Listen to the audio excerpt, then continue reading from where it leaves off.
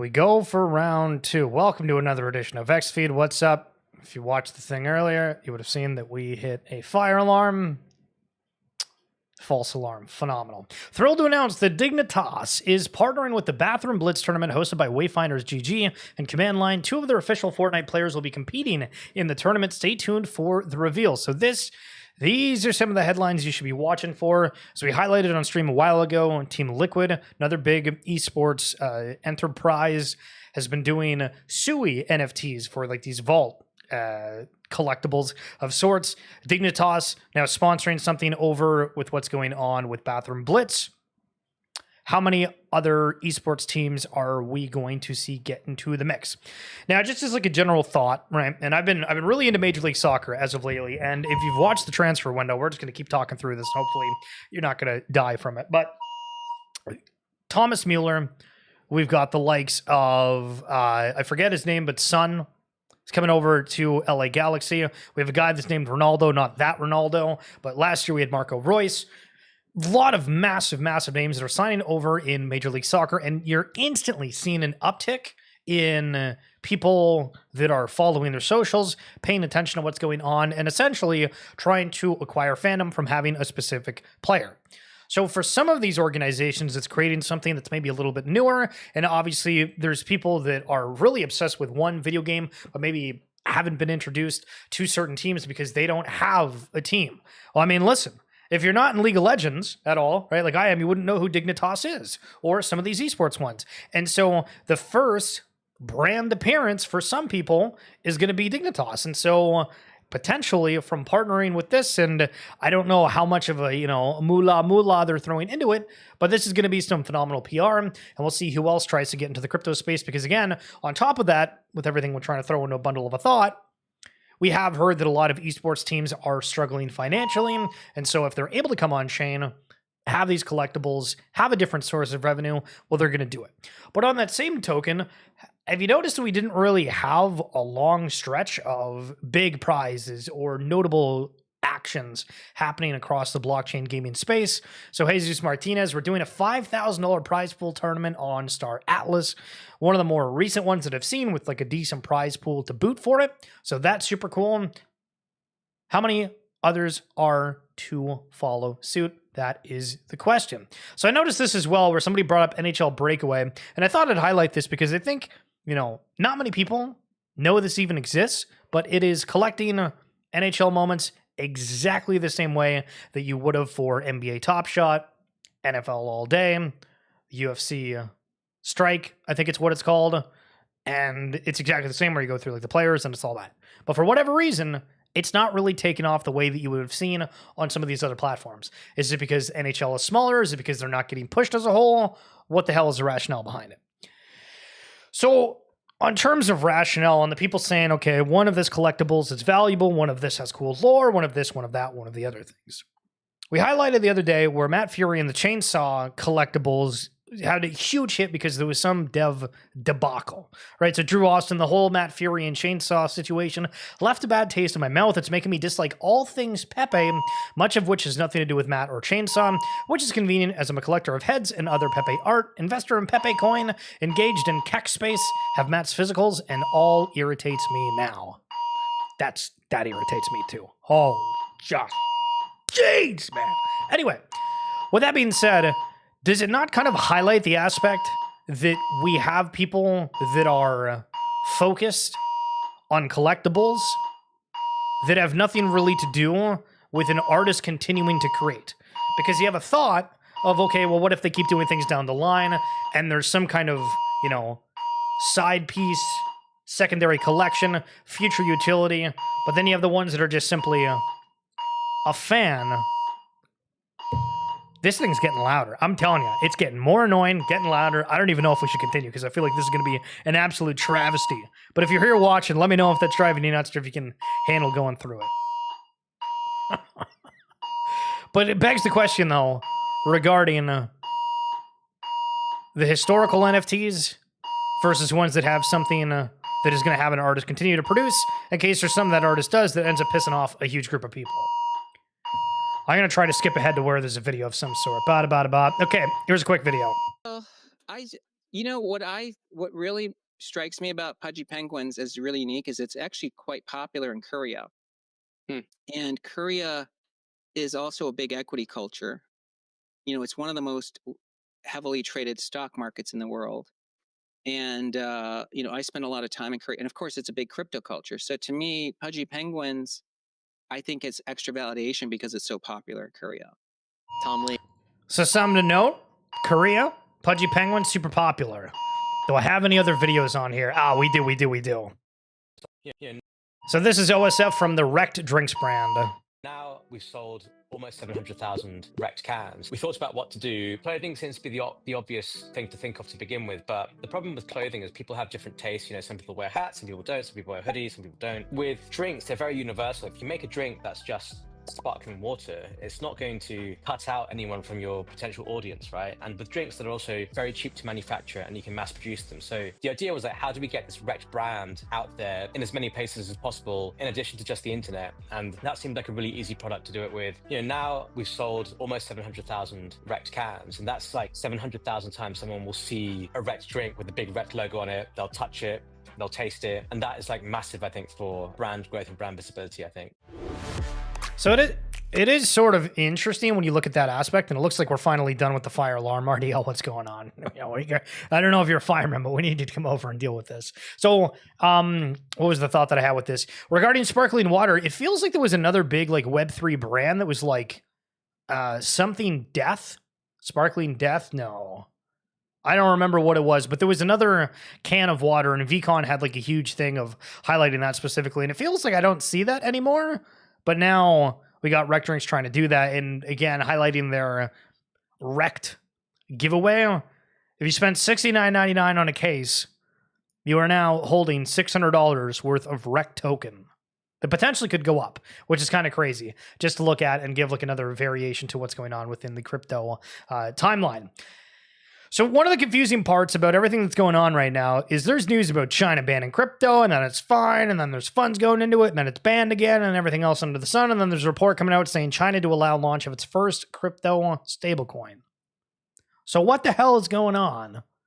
Except for the fact that the world seems to be piling in to crypto as a whole. New Michigan retirement system has nearly tripled its stake in the ARK 21 shares Bitcoin ETF during Q2 2025, increasing from about 110,000 to 300,000 shares. Retirees will now have indirect exposure to Bitcoin through their pension fund. So let's make another argument and try to like kind of compile some things. We talked about from Drew Austin a moment ago that was complaining about the Matt Furie and the NFTs that were created. There was a collapse, right? Where there was a situation where the contracts got exploited and there was just mass printing of all these NFTs, and basically the whole ecosystem just shot down to zero, right? And that's an absolute risk within the crypto space for a lot of different things. Now let's try to put that towards different businesses and say, okay, what are a business that you thought was going to be, you know, the be all and the end all 10 years ago? And I can't give like a great example, but like, let's use the taxi systems as an argument because everybody's probably familiar with Uber ride shares or whatever. And so let's say that you were like one of these retirement funds and you said, we're going to pick this business and we're going to go really heavy into investing in cab companies. And then all of a sudden, Uber comes out and just absolutely takes all the market share and the desire for those, except for where governments have implemented, hey, you can't use Uber, whatever it is. You're kind of crap out of luck.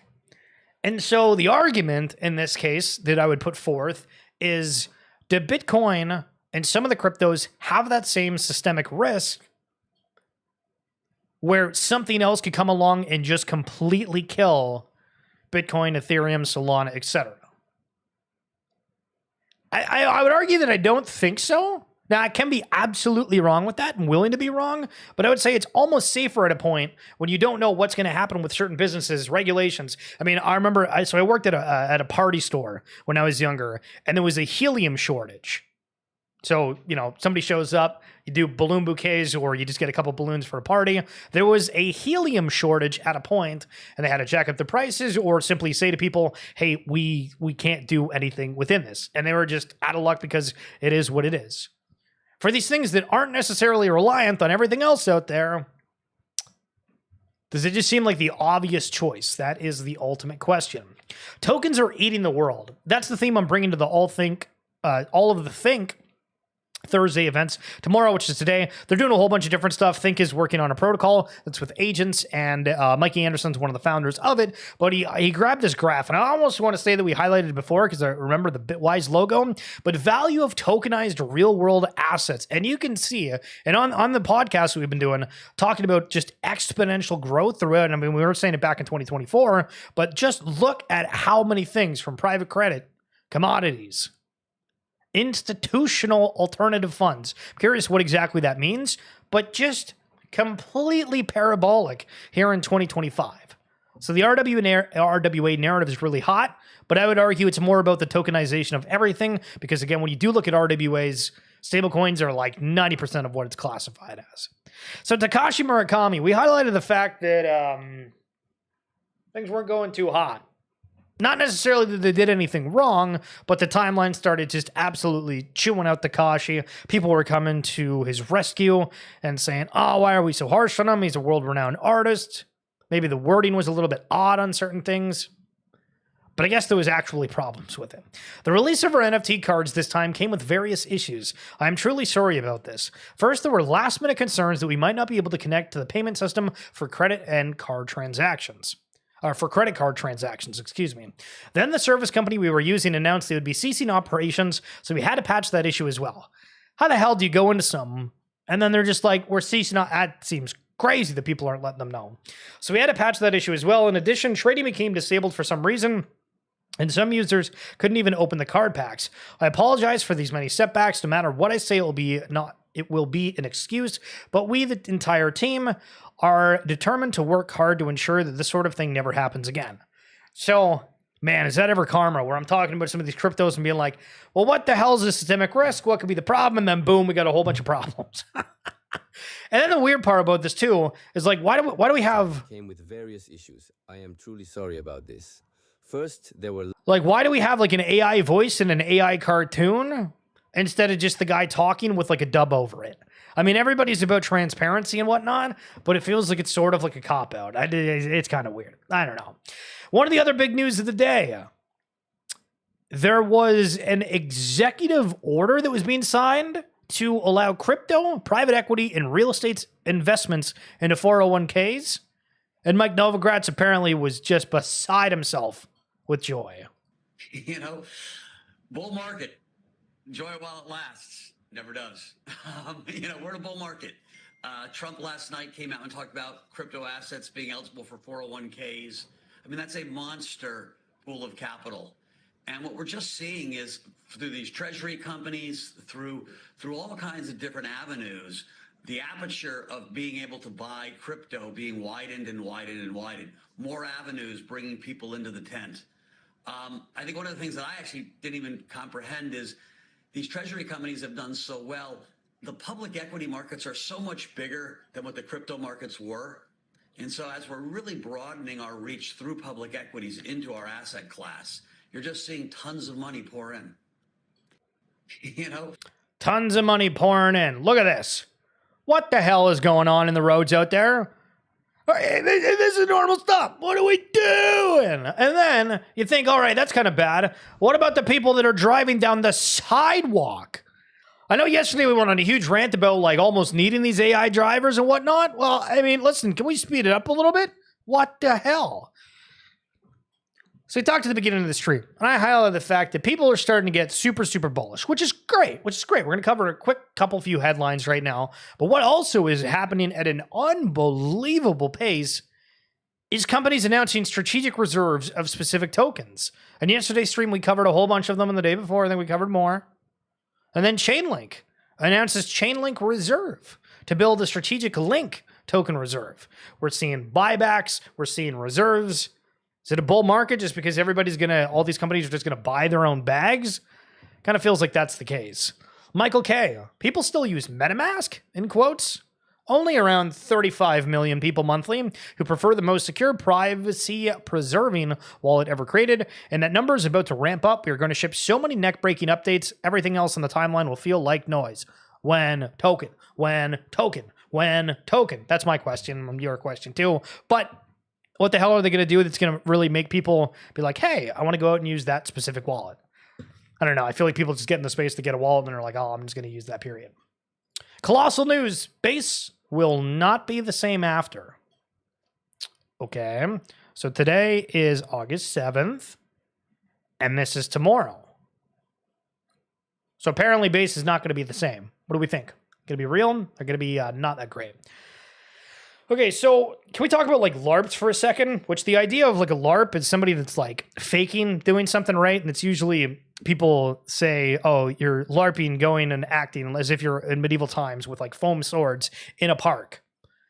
But imagine bringing in one of the biggest stars that Major League Soccer has ever seen and then making comments about how you hope that the player helps the USA win the World Cup when they don't play for Team USA and they just play for the local Major League Soccer team. To bring the right person, and no pressure, but when we, you know what I'm gonna say, right? But when a World Cup comes, we're expecting a win here in Los Angeles for the USA, aren't we, everybody?